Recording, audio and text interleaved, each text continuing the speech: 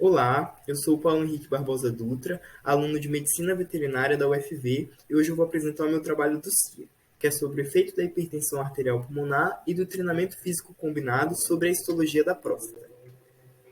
Primeiramente, eu queria dizer o que seria a hipertensão arterial pulmonar. Ela é uma condição patológica que vai afetar as artérias e veias pulmonares. Ele vai gerar uma resistência na passagem desse sangue e, consequentemente, um aumento da pressão sanguínea, ou seja, uma hipertensão.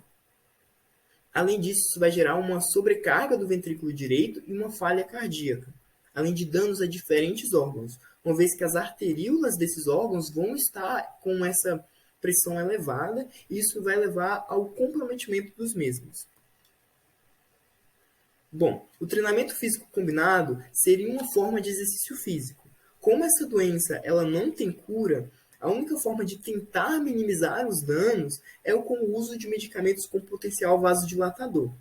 Porém, o treinamento físico combinado ou o exercício físico, ele já foi comprovado em diferentes trabalhos que ele tem essa capacidade de diminuir a pressão arterial e de manter a preservação da função cardíaca. Bom, os objetivos do trabalho foi ver principalmente o efeito sobre a histofisiologia do tecido prostático, ou seja, o efeito da hipertensão arterial pulmonar sobre a próstata especificamente. Porque existem vários trabalhos que abordam os efeitos sobre o coração, sobre o pulmão, mas poucos trabalhos que abordam especificamente os órgãos reprodutivos. Além de ver se o treinamento físico combinado de alguma forma é capaz de trazer um benefício a essa glândula. Bom, material e métodos. Foram utilizados 15 ratos e eles foram divididos em três grupos. Grupo 1, 2 e 3. O grupo 1 eram aqueles animais que eram saudáveis e que não praticaram exercício físico. A gente vai chamar esse grupo de controle sedentário. O grupo 2 foram os animais que foram induzidos à doença e que não praticaram exercício físico. Então, eram os animais doentes sedentários. O grupo 3 também os animais foram induzidos a ter hipertensão arterial pulmonar. Porém, nesse tratamento, os animais tiveram o uso do exercício físico, tiveram um treinamento resistido combinado. Bom, material e métodos. Primeiro foi feita a indução à hipertensão arterial pulmonar, e essa doença é induzida através de injeções de monocrotalina, 20 gramas por quilo. Foram feitas duas injeções, com um intervalo de uma semana entre elas, para induzir essa doença. Nos animais do grupo controle, foi injetada uma solução salina para exemplificar e simular o estresse, para manter todos os grupos numa mesma linha de raciocínio, numa padronização, digamos assim. Depois foi feito o protocolo, um treinamento resistido combinado, que basicamente consistia no uso da atividade aeróbica, que era feita através de esteiras, os animais eram colocados para andar em esteiras, e o uso de cargas. Então, esses animais eles eram colocados, digamos assim, para fazer academia, então eles tinham que subir uma escada adaptada com um peso preso na cauda, e eles faziam isso 5 vezes na semana durante 4 semanas.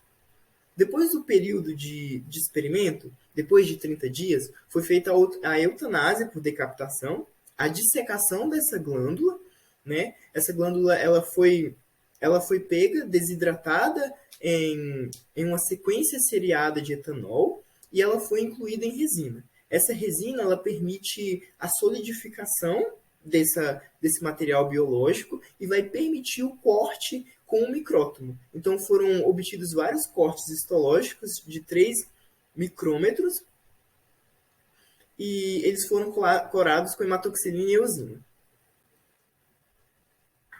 Bom, aqui a gente consegue ver o resultado final do nosso experimento, digamos assim, o resultado a ser analisado, né? O objeto de análise do nosso experimento, que seriam as lâminas histológicas. Aqui a gente consegue ver o tecido prostático, a gente consegue ver em vermelho o lúmen, que seria esse espaço alveolar da glândula, em que a secreção é jogada ali.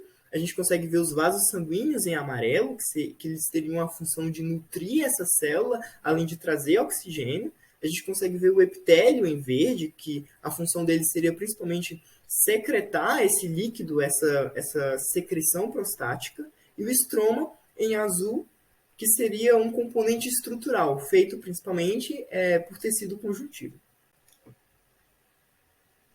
Bom, análise estereológica. De cada animal foram tirados 10 fotos dessas lâminas.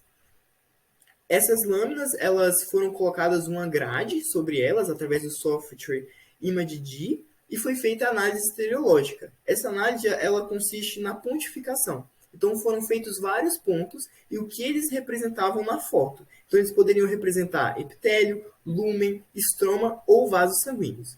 Então, através desses pontos e da quantificação deles, é possível estimar a proporção dos componentes do parênquima.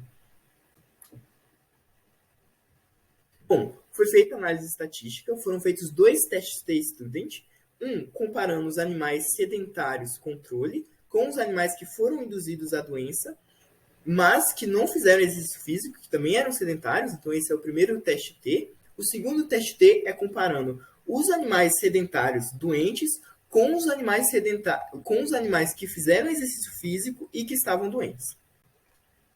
Bom, esse aqui é um pouquinho dos nossos dados. Então, a gente consegue ver que o estroma, lúmen e vasos sanguíneos não houve diferença estatística entre os tratamentos. Então, esses componentes eles se mantiveram relativamente estável entre os 3 grupos. Entretanto, o epitélio, a porcentagem de epitélio, a proporção de epitélio, ela se diferiu em comparação ao controle sedentário e ao doente sedentário. Então, o hipertenso sedentário ele teve uma diminuição nessa proporção de epitélio. E se a gente comparar esse doente sedentário com o doente que praticou o exercício físico, a gente consegue ver um aumento nessa proporção de epitélio. Mas se a gente comparar o que praticou o exercício físico e que estava doente com o controle sedentário, a gente consegue perceber que eles mantiveram quase a mesma proporção, ali de quase 32%, enquanto o que estava com a doença que não praticou exercício físico se manteve ali no 23,5%. E houve diferença estatística entre esses 2 tratamentos. Bom, aqui para exemplificar o grupo 1, 2 e 3, a gente consegue ver no grupo 2, que é nos animais com a doença sedentários, a gente consegue ver uma sutil diferença no epitélio. A gente consegue ver que ele é um pouco mais delgado do que no grupo 1 e no grupo 2. Isso indica para a gente que a proporção de epitélio no grupo 2 foi de fato menor e perceptível, como a gente pode ver nessa imagem.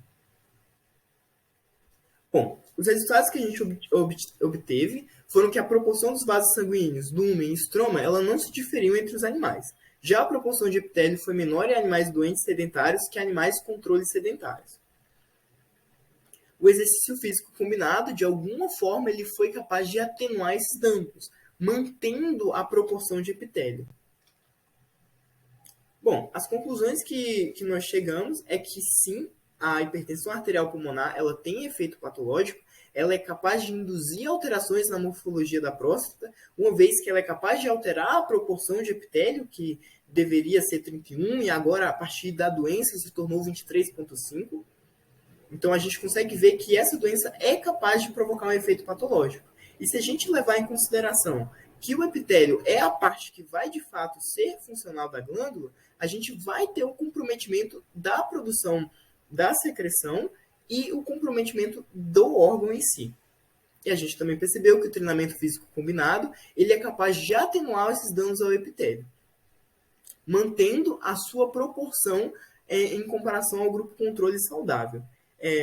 Uma teoria de que isso ocorre é que o exercício físico ele é capaz de promover a elevação de óxido nítrico na corrente sanguínea, o que é um vasodilatador e que vai diminuir os efeitos dessa doença. Bom, aqui algumas das referências e o meu muito obrigado. E o meu muito obrigado ao Larate, ao CAPES, ao CNPq e a você que me assistiu até aqui.